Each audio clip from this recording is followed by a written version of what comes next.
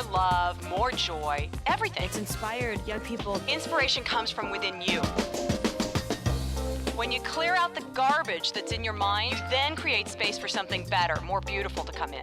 Let's have life and have it more abundantly. I say yes. It's like taking a workshop. I get to be in my pajamas. We have a very active imagination, which is why it's important to learn how to harness it and then point it in the direction you want to go. I listen to your show every day. It's time now for Living Your Inspired Life with Susan Burrell. Susan is no-nonsense, inspirational, motivational, and fun. This is positive talk radio. Practical wisdom for everyday life. It's a gift you give yourself. Now, here's Susan. And welcome to Living Your Inspired Life. You're listening to News Talk 1590 KVTA. And we're going to just jump right into the program today because I've got a guest who is coming to the Ventura County area in another week or so. And I wanted to make sure that everybody out there was aware of this because the gift that she brings and the magnificence that she's able to unlock within all of us is something that I don't think anybody wants to miss this. So I want to welcome Anita Moorjani. Anita, thank you for calling in.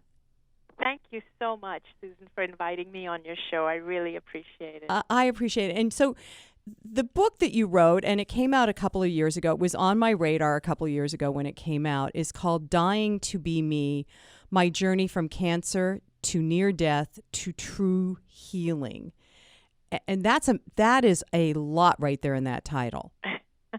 Yes. And it's a lot in your book. I've been so enjoying, I'm so sorry, but I've been enjoying your journey, Anita. I mean, because I recognize part of it was really not fun. No, I know part of it was not fun, but I still feel it was a gift because if I didn't go through that, I wouldn't be doing what I'm doing today. And the thing is that I love what I do today. I love what I do today, and there's no way that I would be here doing and teaching and speaking and writing about the things I write about had I not gone through what I went through, which is why one of the things I constantly tell people is that life is a gift, and even the challenges are a gift, except they don't feel like gifts when we're going through them. No, they don't, do they? No, not at all. And if we can keep going and even accept that this is a challenge, this is hard, but know that one day when we come out of it and we look back, we will actually be grateful for what happened. So I just want to let people know, in case they don't know about you, that you are speaking not just from like a challenge of, oh, darn, I forgot to pay my bills, or, oh, gee, I lost my job, or, oh, gosh, I stubbed my toe. You're coming from a place of having experienced a near-death experience, having had a long-term cancer experience that then led to a near-death experience. So would you speak a little bit about that to so everybody understands that? Sure, yes. So I had cancer for 4 years, and it was lymphoma. And I reached end-stage cancer, where the doctors said I was dying and that these are my final hours. So basically, I had terminal cancer, and I reached the final hours when I was supposed to die. I went into a coma because at that point, I had tumors that had metastasized and spread all over my lymphatic system. It started with a lump on my neck, so by that point I had tumors all around my neck. And some of these tumors, by the way, were the size of lemons, and they had spread down under my arms and into my breasts and all the way down to my abdomen. So I had also had these big open skin lesions where toxins were weeping out of my skin. My lungs were filled with fluid. My body stopped absorbing nutrition.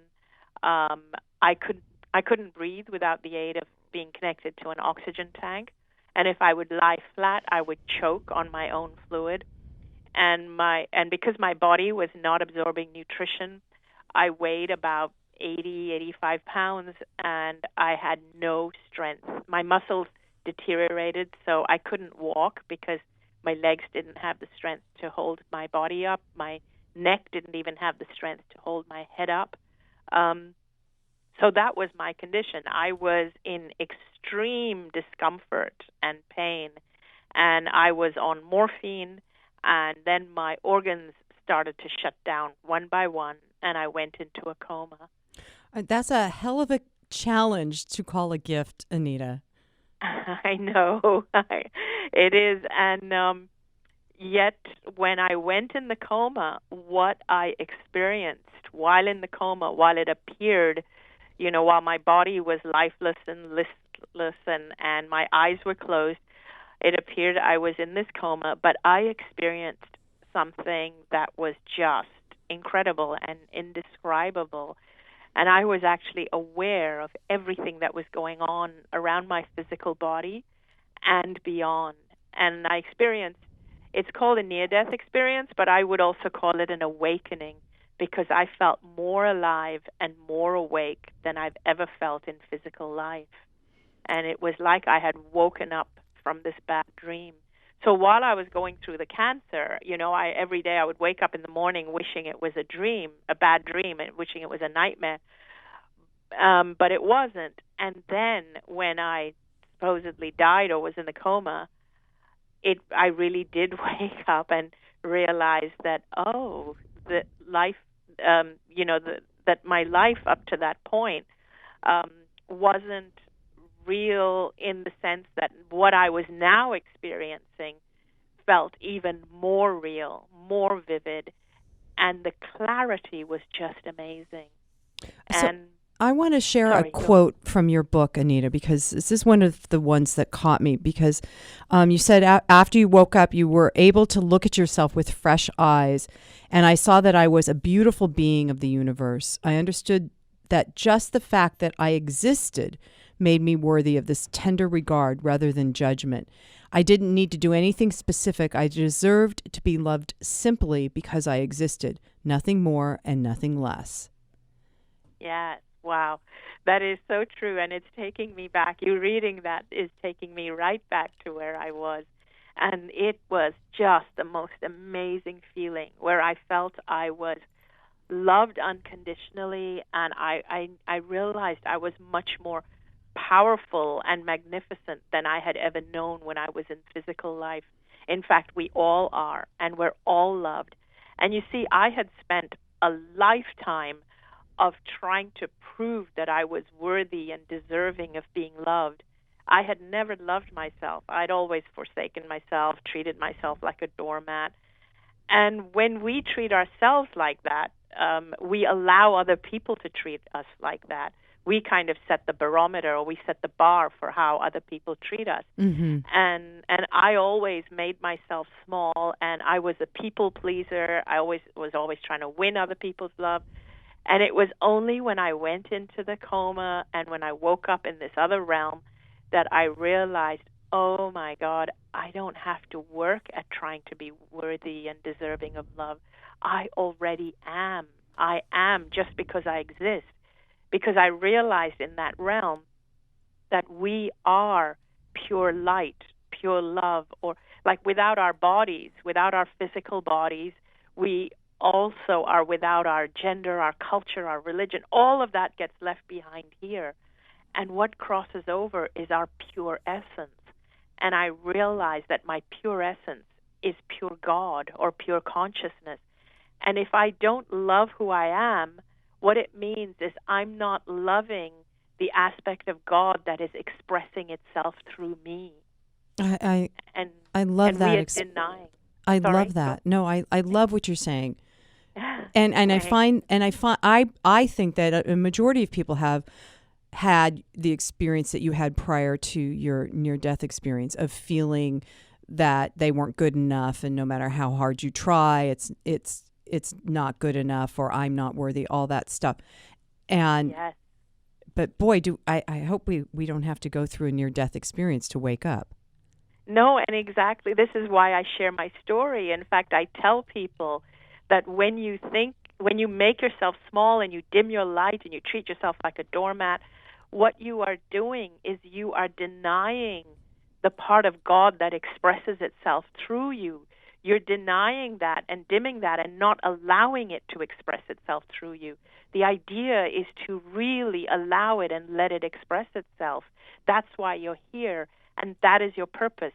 Your purpose is not to try and figure out with your mind what you have to do. It's not about doing. The doing comes as a result of knowing who you truly are. And who you truly are is an expression of God. We all are different facets of God expressing itself here, and I don't use gender, but because I do believe in gender equality. But yes, we are all expressions of God, and so it's important that we don't deny it. So you've shared with us what it was like going into the near-death experience, what the cancer was like. When you came out, let's just talk about the physical earth plane first of your experience. When you came out of the coma, which was really only a couple of days, yes, the cancer began to disappear.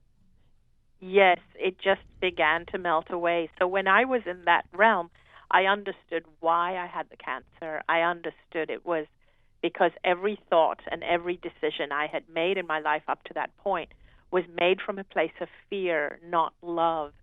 And we tend to do that. We live in a very fear-based culture, and because when we don't love ourselves, our choices come from fear. And when we do believe that we are not worthy and not deserving of good things, we make our choices based on fear and not on love, because basically all our decisions are driven either by fear or love. And when we're not choosing from love, then we're choosing from fear. And what this means is that let's say if you choose a job, are you choosing it because you're passionate about it? You want to do it, it's who you are, or are you choosing it because you're afraid a better one won't come along and you're afraid of not having enough money and so on? And this applies to everything. Even sometimes when we get married, we get married for the wrong reasons. It's because we're afraid someone else won't come along, or our biological clock is running out, or we're afraid of getting older, instead of marrying someone because we love them and we know we are worthy and deserving of being loved. So we have been conditioned to make a lot of choices out of fear, because we live in a world where our governments are fear-based, our medical system is very fear-based, our education system is fear-based. So like our medical system is focused on looking for illness rather than promoting wellness. That's what I mean by fear-based rather than love-based. Yes. Our education system is focused on avoiding failure, like pushing you and making people feel that they have to get ahead to be good enough, and then we're all afraid of failing, and so on. So basically, I understood how all these choices contributed to a body that was so drained and so defeated that I finally got cancer. And in that realm, I realized that if I chose to come back, now that I knew the truth, then my body would heal very, very quickly. And so when I came out of the coma, the feeling I had, I was so euphoric. The feeling I had was one where I felt that my body was, where I felt not my body, that I was already healed, but my body just had to catch up. Right. And which seems to happen when people go through a deep healing. There's the whatever the condition in the mind was, like you said, you felt like you weren't worthy and you were always looking for trying to please everybody, and until you just got exhausted with that. And it seems like whatever the condition is in the mind that we've accepted as our reality, it takes a while when we unaccept it or uncreate it or finally wake up and say, wow, this is not the truth of who I am. It does take a while for the physical plane to catch up. Yes, it does. And in one way, it's also a good thing, because what happens is that, people are afraid that their thoughts create their reality.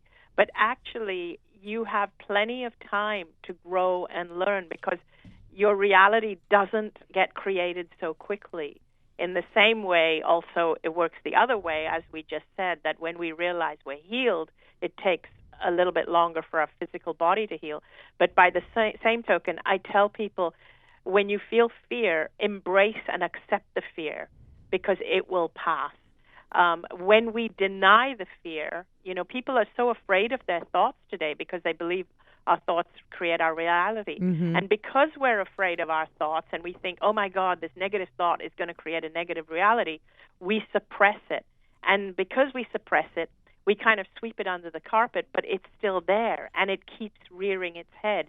And it builds up, it fights back against us because we haven't dealt with it. So I tell people the way to transcend fear is, number one, is to first embrace that you're feeling it because it's part of the human experience. But it doesn't mean you wallow in it. You accept it. And because to deny it means to deny a part of who you are. Again, it means denying your magnificence. It means not accepting that you are an expression of God. Denying any part of you is doing that. So first you have to accept it. Yes, I feel fear around these issues. After you accept it, then I encourage people to focus on the opposite, like focus on the love side of things. And so this is a lot of what I get into in my workshops, which is what I'll be getting into in Ventura, of exactly how to do that. So it's not about reducing fear. It's about increasing love so that there's no more room for fear. Oh, I like that. I can feel that, Anita. I can feel it. I've got chills. Because I think so many people think that, like you just said, that I'm going to ignore it or I'm going to deny it or I'm not even going to face it. And then there's other people who think they have to bull through it, you know. And what you just said is increasing love so that there is no more room. That's a gentle way of escorting fear out of the room. Exactly. And I say the same thing about health. When people are dealing with illness, we either deny it and because we fear it and we believe our fear will create more of it, or we obsess over the illness. We tend to do one or the other. But again, I encourage people to increase love and well-being, learn what it means to be joyful, healthy, and well, and increase that. So again, a gentle way of making less and less room in your life and in your body for illness. Okay, this makes a lot of sense to me. Now, I have a quote, another quote I want to read first, and then I have some questions because now I'm just spinning. All right, so this is another quote from Anita's book, Dying to Be Me, My Journey from Cancer to Near Death to True Healing. And you said after your NDE, near-death experience, I began to see myself as a divine and integral part of the greater whole. This includes everything in the entire universe, everything that has ever existed and ever will, and it's all connected. I realized that I was at the center of this universe and knew that we all express from our perspective as we're each at the center of this great cosmic web. So the idea that we're all connected. Now, there was something else you said in your book about that you realized that as you were healing, or as you had healed, that you had healed others as well. You know, the others had the opportunity for the same kind of experience. Yes, they didn't have to go through what I went through to experience it. In a way, it felt like I was doing this or I was going through it. Even I went through the cancer, I came out the other end. I was doing it not just for myself. I was doing it for more than myself. Mm-hmm. And it's interesting because it applies to everything. So when I was in that realm, it was like I saw it all as a big tapestry, like life made sense. And it was like if you imagine a complex tapestry, and if you stand back and it's huge, you can see the whole picture and it makes sense.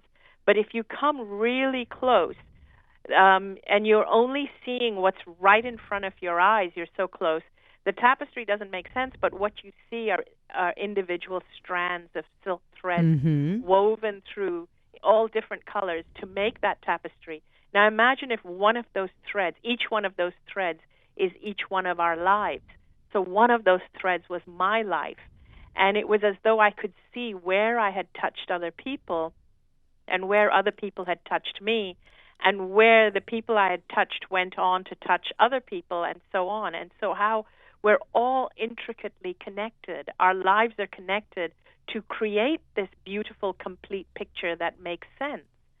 And so, for example, many years before that, when I was young, my parents had arranged a marriage for me, which is normal in our culture. But I rebelled against it. I didn't want that. And even though I gave in and accepted it in the beginning, 3 days before the wedding, I realized I couldn't go through, and I ran away. And I brought a lot of shame to my community, to my family, to my fiance's family, and it brought a lot of guilt, and my parents had to deal with a lot of things like people telling them that no boy or man in my community would marry me after what I'd done, and no parents would ever let their son marry me after what I'd done, and so my parents had to deal with all of this. So I saw no good thing, no good side about what I had done at that time. I carried the shame and everything. But when I was in the other realm, I saw the perfection of what I had done. And it was not just for me, because it influenced a lot of other people to view arranged marriages differently. And there were a lot of other women in my community who I had no idea about, women younger than me who came after me, who were able to point to my situation to their parents and say, I don't want to go through with it. And it gave them strength to stand up and do things. And I didn't know this when I had done it, but it made sense to me when I crossed over. And so in that realm, I knew that what was about to happen to me now was also not just about me. It was part of a bigger picture. Mm-hmm. So prior to the cancer and the coma and everything, Anita, were you a person? I just want to clarify this. Were you a person that was operating from a big-hearted love a majority of the time, even though you had gone through this arranged marriage and some shame, or were you really predominantly operating with a base of fear? I would say that I was deep down, it was fear. And when I say that, it wasn't that I wasn't loving. I was actually quite popular, but a lot of it was because I was a people pleaser, and I wanted people to like me. And so the huge difference, I would say, is that I didn't think I was lovable inside and felt I had to put a lot of effort into myself to make myself likable. Mm-hmm. And you can see that in operation. For example, if you imagine if you're in a room of about 20 people and 19 of them like you and one doesn't, someone who is confident and knows that they're likable or lovable will focus on the 19 who like them and be there for them and give them what they want, and not worry about the one who doesn't like them, but will not turn them away if that 20th one does come to them. But someone who deep down fears that they are not lovable and works really hard at being lovable, when there's 19 people in the room who likes them and one who doesn't, this person, and this is who I was, so this is not a judgment, this is who I was, I would focus on that one and try and make myself lovable for that one. Oh, wow. Because it would drive me nuts that why is there one person who doesn't like me? And I would dance for that one person, and that one person would be able to pull my strings because they didn't like me, and I really, really wanted them to like me. I would imagine there's lots of people in that boat. I'm raising my hand. Yeah. I am one of those people that I have done that. And when I think I'm better at not doing it, then something will happen, and boy, I get in the boat again, and there's that one person. Yes, Mm-hmm. and you see, that's the thing. And we do that, and we give our power away to the one person who criticizes us because we so want them to like us, because we don't realize we're lovable as we are, and you know, some people will see it, some won't, and it's okay. And we're confident enough to focus on the ones that resonate with us. So I have another quote from your book, Anita, Dying to Be Me, that speaks directly to what we're just talking about. In that you said, I understood that true joy and happiness could only be found by loving myself, going inward, following my heart, and doing what brought me joy. I discovered that when my life seems directionless and I feel lost, which you say still happens to you frequently, what it really means is that I've lost my sense of self. Now, that's huge to me. I had to circle that because that is, I go into those places where I'm like, who am I and where am I going and why am I here? And you just said it so clearly right there. I've lost my sense of self. And that, I think that's true for everybody. When you're feeling unhappy or disconnected or even anxious, it is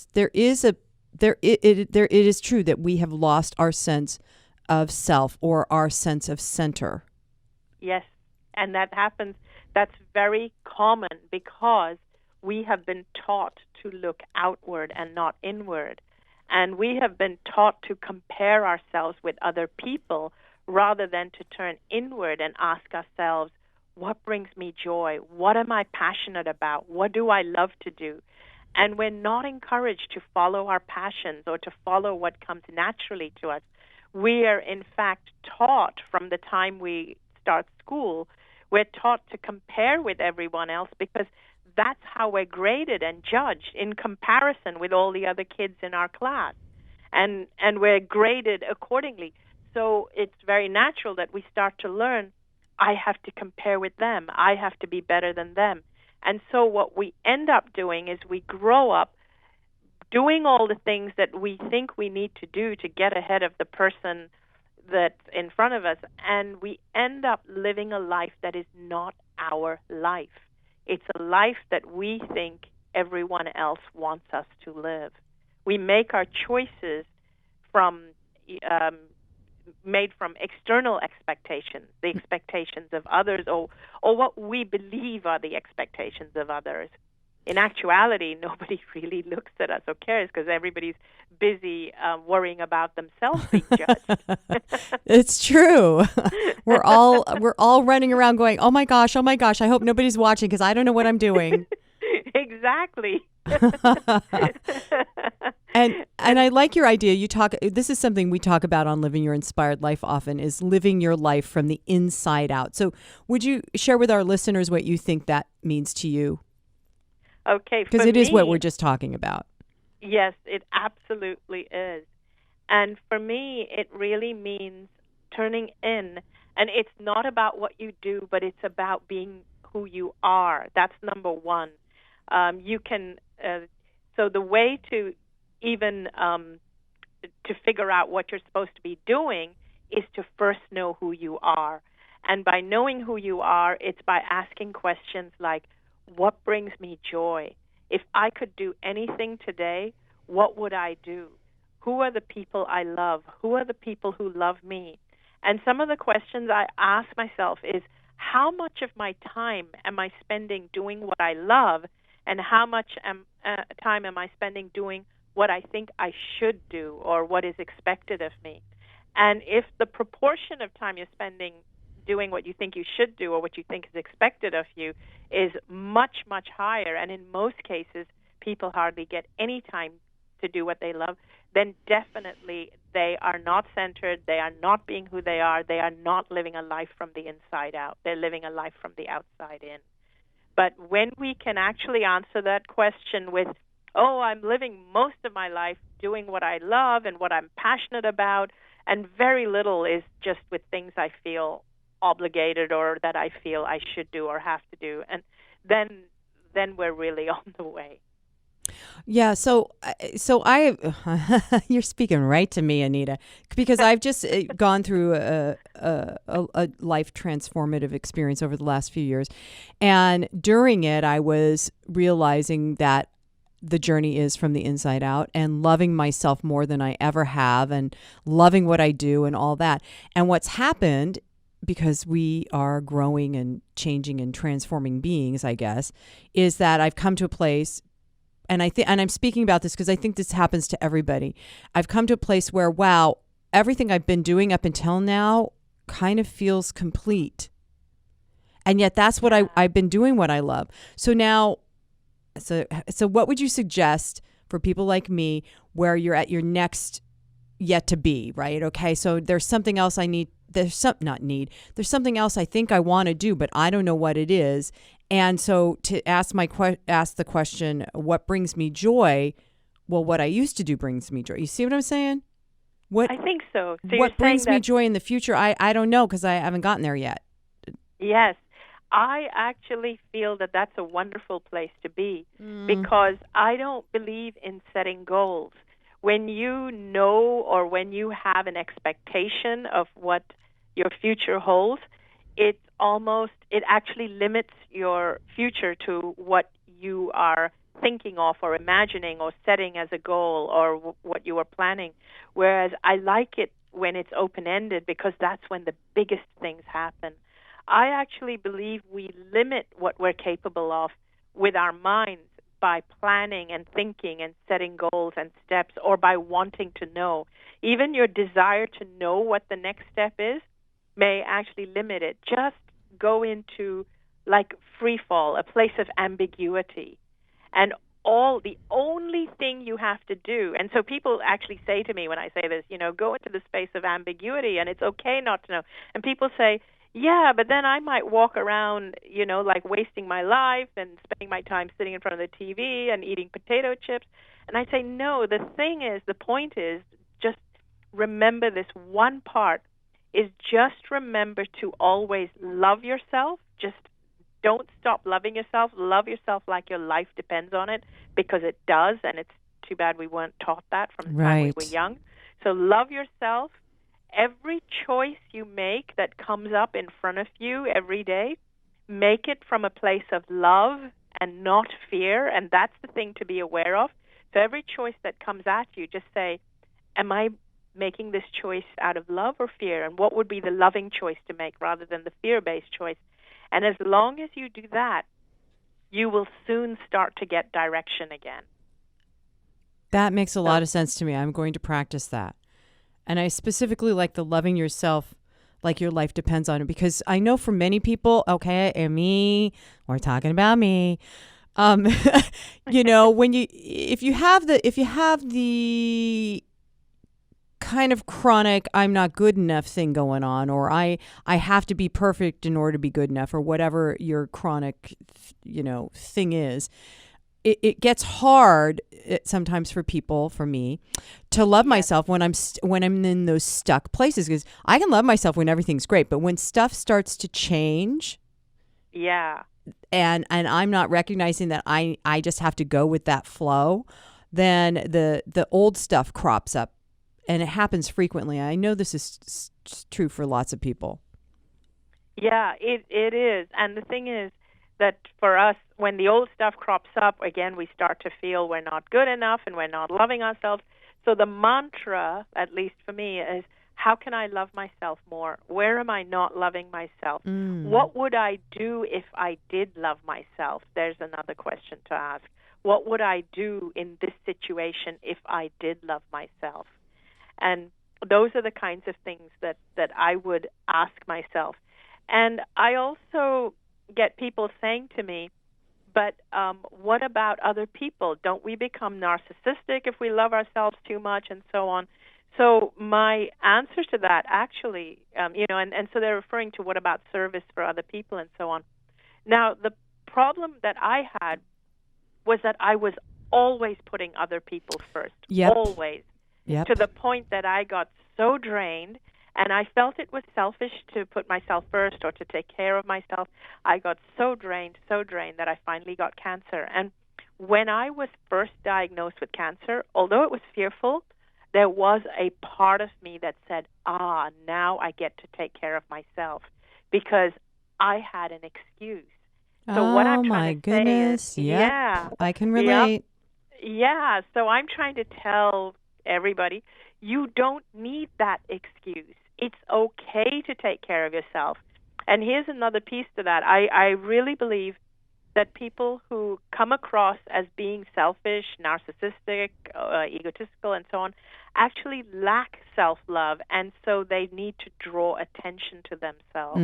Because if you truly loved yourself, you would be okay, you would be totally happy and contented just sitting and doing your own thing and getting on with your own life, because you have a purpose. And if you just imagine this, imagine that you have somebody who loves themselves, who's full of healthy self-love, and is joyful, is constantly finding their joy, and so they're joyful. Their emotions are always like full with joy, and they are fulfilled, and they're self-aware. And that is the person who they bring out into the world if they allow themselves to be that. Then you take another person who believes it's selfish to love themselves, and so this person just gives and gives and gives to try and make themselves lovable. And so they've got this great big gaping hole because they're giving and giving and giving and waiting for other people to fill it. And when other people don't fill it, they start to resent those people. Mm-hmm. And so they take this needy person with this great big hole out into the world with them, and this hole that needs to be filled by other people. Now, who between those two people would you rather be sitting next to? Oh, yeah. Yeah. Yep. So this is why I tell people that loving yourself, thinking that loving yourself is selfish, is the biggest myth and the biggest lie that so many of us have been conditioned with. It truly is. And I find that that's true for a lot of women. I do quite a bit of work with women that are in their mid-years with children leaving the home or going through divorce or, changing careers. And there is a lot of, but I've been doing so much for others. When is it my turn? And when it becomes our turn, a lot of women go, oh, but I don't know what to do. I don't know how to be like that. I don't know how to take care of myself because we've been spending so much time taking care of others. Yes, and number one is we don't have the habit of taking care of ourselves, and number two is we're so conditioned that it's selfish that we actually are afraid of being judged as being selfish. As women, we kind of say, oh, my God, I don't want them thinking I'm selfish if I do this. Mm-hmm. I don't want them thinking I'm egotistical or narcissistic. And so we're also really afraid of being judged. Yeah. Oh, hugely, hugely. So I want to backtrack just a little bit, Anita, to your experience of the cancer and almost dying, because my question is, because it seems in reading your book, it seems to me that my sense is that if I were to be put in your position, having read your book now, I could heal myself of the cancer. But for some people, that may not be so. Mm-hmm. I mean, it seems like sometimes when it's time to die, it's time to die.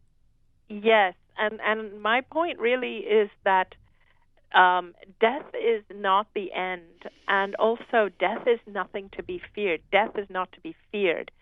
So we live our lives from a point of fearing death. So the point really that I make is that death is not the end. It's not to be feared, and we all have to die sometime. So we have to accept that we are all going to die sometime. And if it is our time, it is our time. Then that is the length of time we came here to fulfill whatever our purpose is. And as it turned out in my case, it wasn't my time when I crossed over.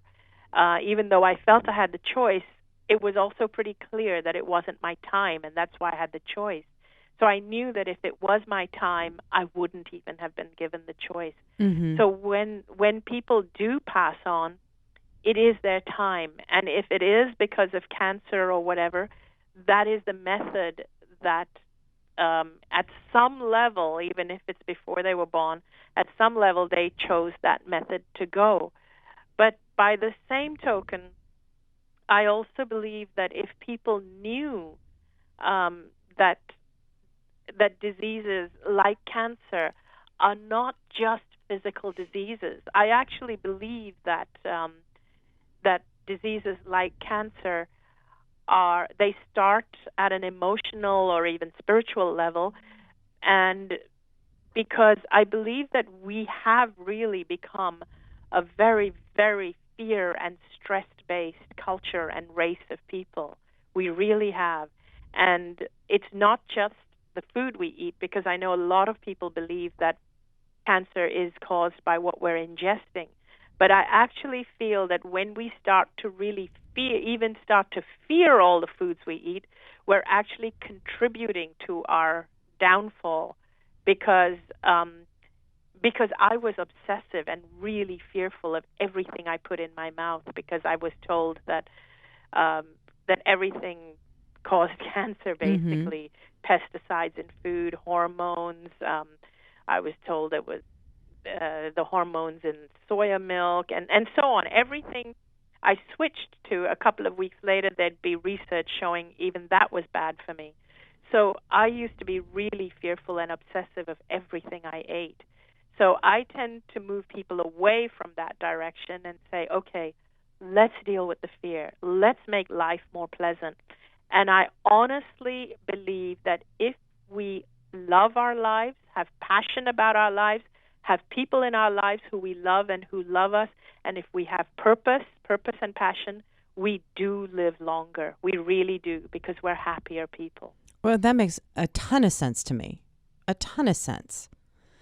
And Thank you. And I so appreciate you sharing your journey and your experience with us, not just only through the book, but then coming to Ventura to do this workshop. And you're coming on Saturday, May 7th, which is next week.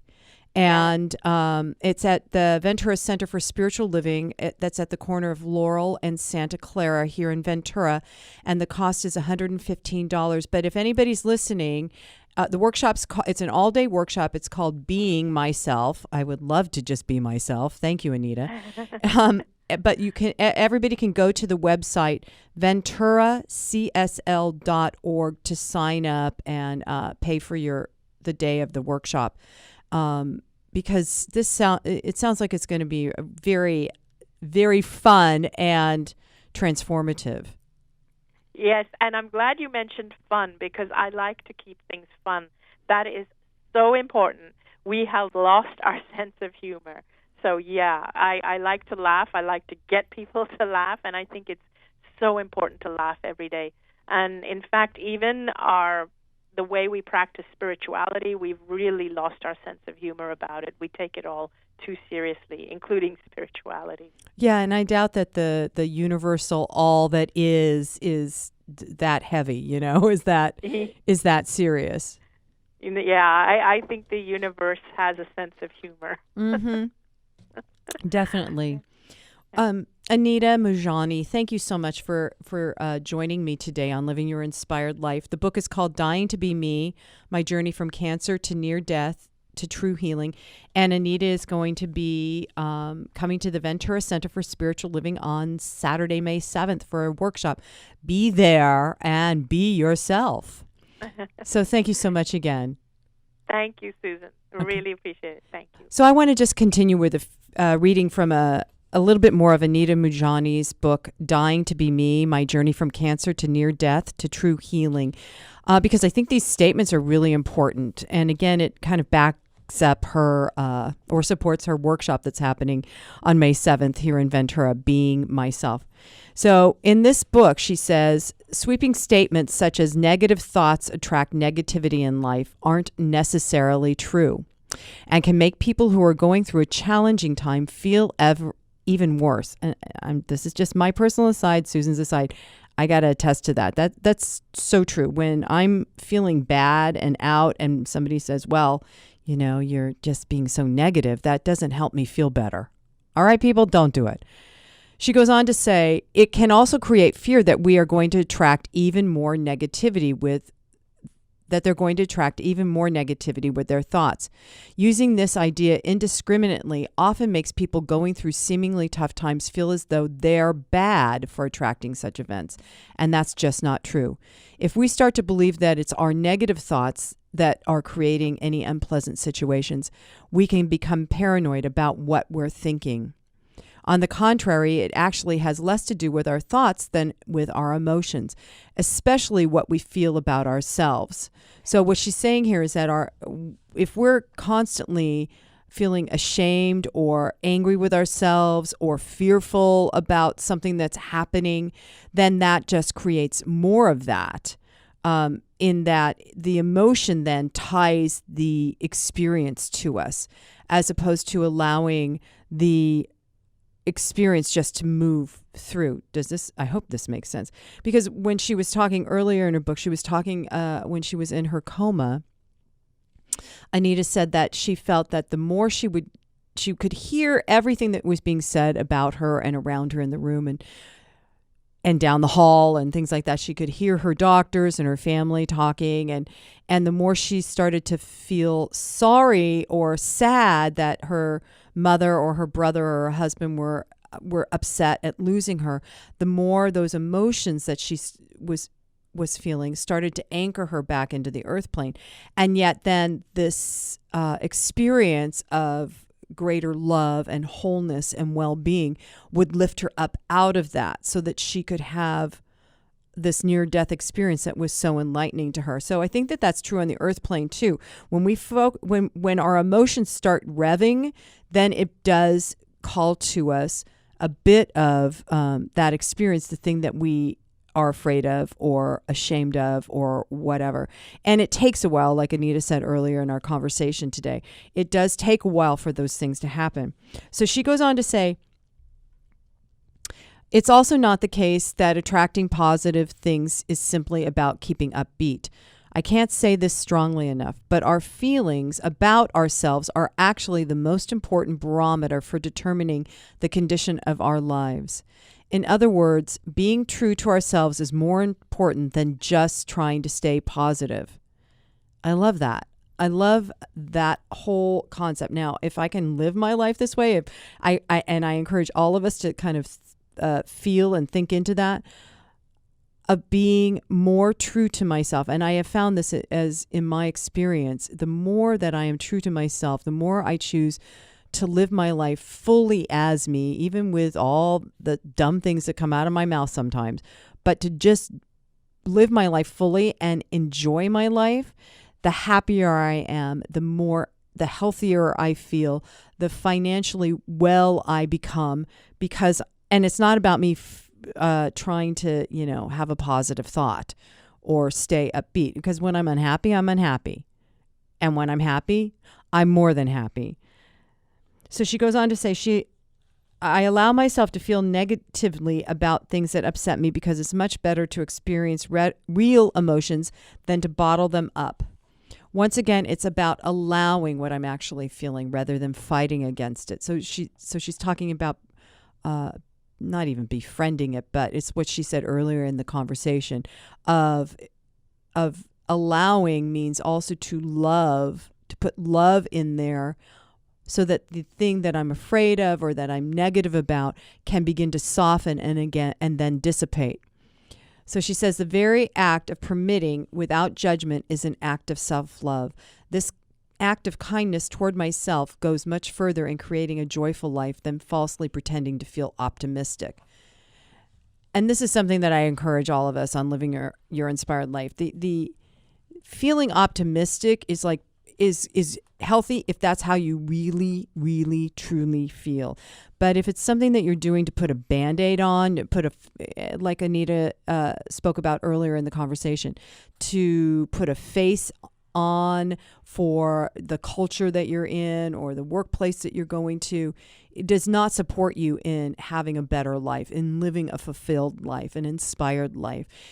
It only continues to block. It almost feels to me like that, like a piece of cardboard that you're walking around with. Your real self isn't fully fleshed out. You're just this cardboard cutout walking around in life. When you're trying to just be optimistic, when instead you are feeling angry or fearful. So this idea of kind of embracing and accepting the fear or the anger causes it to pass much more quickly than the denial of it, or I'm just going to rise above it. I'm not going to be angry. I'm not going to be upset and rise above it. The embracing of it definitely helps to dissipate that. Years ago, in my youth, I was doing a workshop with a shaman, and one of the participants came up with this phrase that I have been using myself ever since. And what she said was, she heard loud and clearly, look at what you fear and see. It disappears instantly. So when we face our fears, instead of running from them or hiding from them, I mean, letting the bills pile up because I'm afraid I don't have enough money to pay them this month, or I'm not going to have that conversation with the person that hurt my feelings because they may not like me or want to be friends with me. If we face those things that we are fearful of, it truly does dissipate and dissolve and disappear. So the one thing I want to share about Anita Moorjani and my experience of her just now is that she's just the real deal, so authentic. She said at the beginning of her book, "In sharing my experience and my insights, my only purpose is to ignite the spark of magnificence that lies within you. My desire is to wake the dormant guru within you that guides you to find your own place at the center of the universe." So I invite all of you to go to Anita's workshop on Saturday, May 7th, Being Myself. Again, the website is venturacsl.org to get more information and sign up. And the book is called Dying to Be Me, My Journey from Cancer to Near Death to True Healing by Anita Moorjani. So until next week, this is Susan Burrell, and I invite you to live your inspired life. Namaste.